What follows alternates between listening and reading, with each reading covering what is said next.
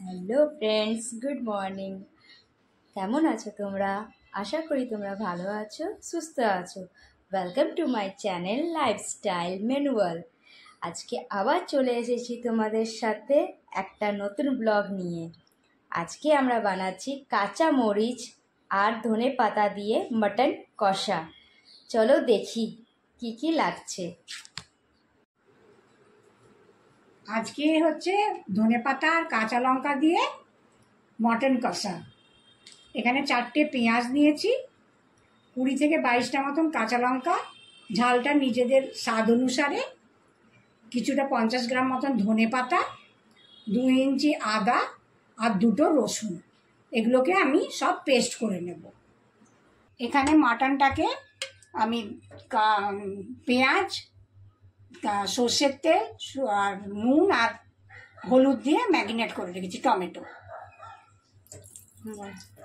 Marinate করা মাটনটা আমি কুকারে 2টো সিটি দিয়ে সেদ্ধ করে নেব। কড়াইটা বসালাম, বসিয়ে গ্যাসটা অন করলাম। অন করে আমি একটু তেল দেব। প্রথমে অল্প তেল দিলাম, প্রথমে লাগিয়ে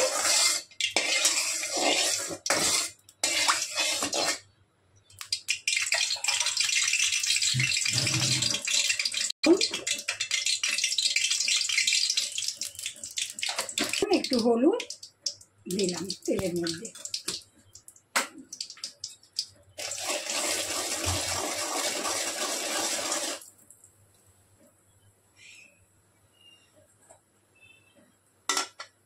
গুলো ডুমো ডুমো করে কেটে রেখেছিলাম, সেগুলোকে আমি ভালো করে লাল লাল করে ভেজে নেব।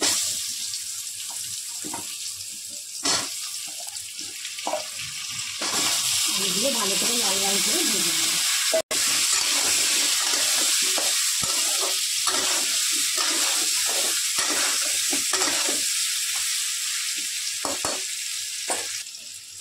আলুগুলো ভাজা হয়ে গেছে লাল লাল করে। এবারে আলুগুলোকে সব উঠিয়ে নেব।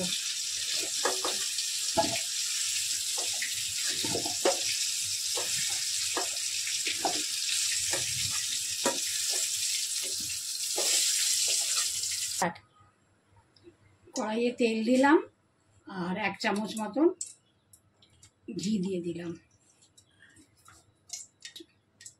শুকনো লঙ্কা, তেজপাতা দিয়ে দিলাম।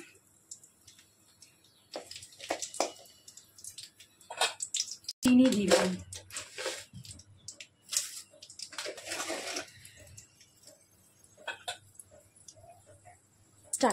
এখানে পেঁয়াজ, রসুন, আদা বাটাটা দিয়ে দিলাম।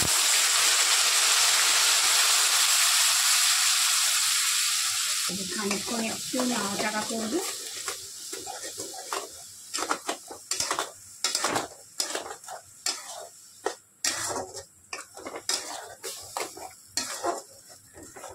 খানিকক্ষণ এটাকে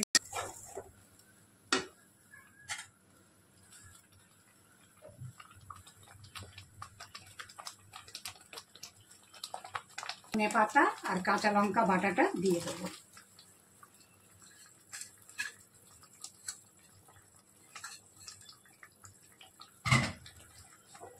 এটাকে খানিকক্ষণ কষাবো।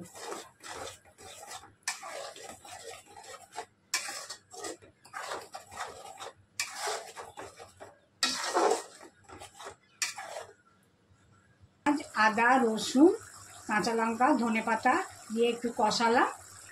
কষিয়ে এবারে আমি হলুদ গুঁড়ো 2-2.5 চামচ মতন হলুদ গুঁড়ো দিলাম। অল্প একটুখানি শুকনো লঙ্কা দিলাম, শুকনো লঙ্কার গুঁড়ো, জন্য কাশ্মীরি লঙ্কার গুঁড়ো,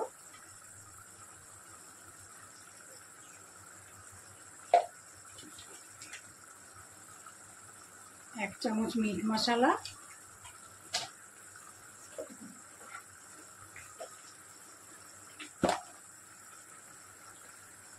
এক চামচ ভরে জিরে গুঁড়ো, এটা ধনে গুঁড়ো।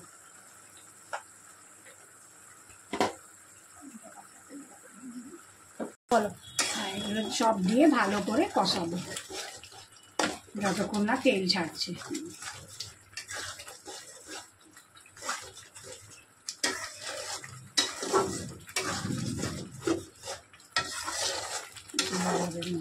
পরে আমি যে কুকারে মাংসটা সেদ্ধ করে রেখেছিলাম ওইটা আস্তে আস্তে করে দিয়ে দেবো।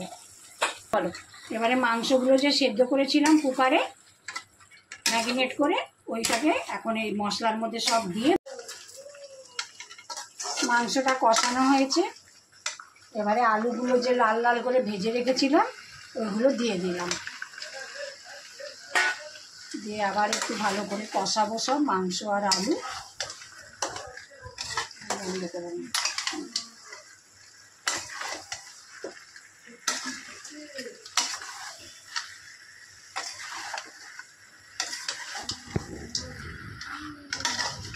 কষিয়ে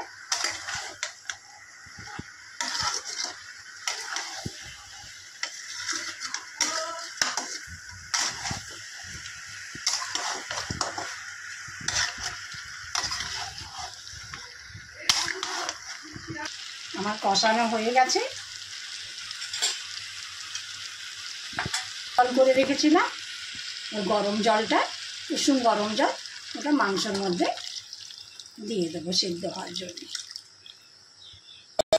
এখন ঢাকা দিয়ে এটা ফুটতে দেব যতক্ষণ না আলু টালুগুলো ভালো করে সিদ্ধ হয়। যখন তখন গরম মশলা দিয়ে নামাবো এটাকে। বলো, এবারে আমি জল টল দিয়ে সব দিয়ে ঢাকা, গ্যাসের ফ্লেমটা কমিয়ে দিয়ে ঢাকা দিয়ে দিলাম।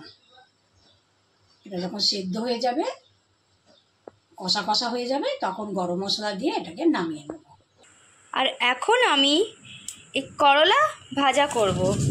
করলাটাকে গোল গোল রাউন্ড শেপে কেটে নিয়েছি, আর এটাকে আমি বেসন আর হলুদ, লঙ্কা গুঁড়ো আর নুন দিয়ে মেখে রেখেছি। এটাকে আমরা এখন ভাজবো। কড়াইতে বেশ কিছুটা তেল নিয়ে নিচ্ছি।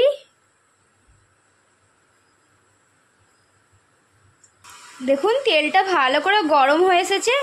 এবার মেখে রাখা করলাটা আস্তে আস্তে আমি কড়াইতে ছেড়ে দেব।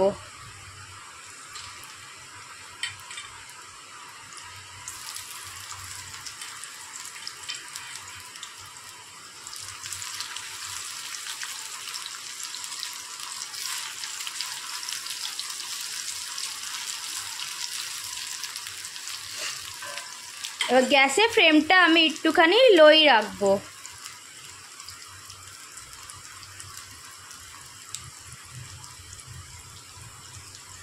একবার আপনারাও চেষ্টা করবেন করলাটাকে এভাবে ভাজতে, দেখবেন খুব সুন্দর লাগবে। দেখুন কত সুন্দর ভাজা হয়ে গেছে, একদম মচমুচে, খেতেও দারুণ লাগবে। একবার আপনারাও ঘরে ট্রাই করে দেখবেন।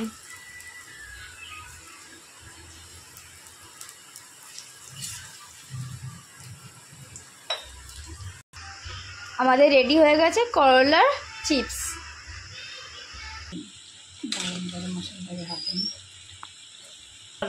এই যে আলুও সেদ্ধ হয়ে গেছে, আলুগুলো সেদ্ধ হয়ে গেছে, ঝোলটা অনেকটা শুকিয়ে এসছে। আলু সেদ্ধ হয়ে গেছে, মাংস সেদ্ধ হয়ে গেছে, মাটনও সেদ্ধ হয়ে গেছে।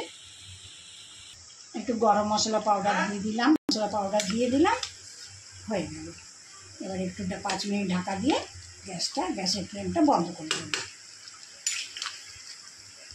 ধনে পাতা দিয়ে বাটা দিয়ে, কাঁচা মরিচ আর ধনে পাতা দিয়ে মাটন কষা হয়ে গেল। রেসিপিটা আপনাদের যদি পছন্দ লেগে থাকে, লাইক, শেয়ার অ্যান্ড কমেন্ট অবশ্যই করবেন।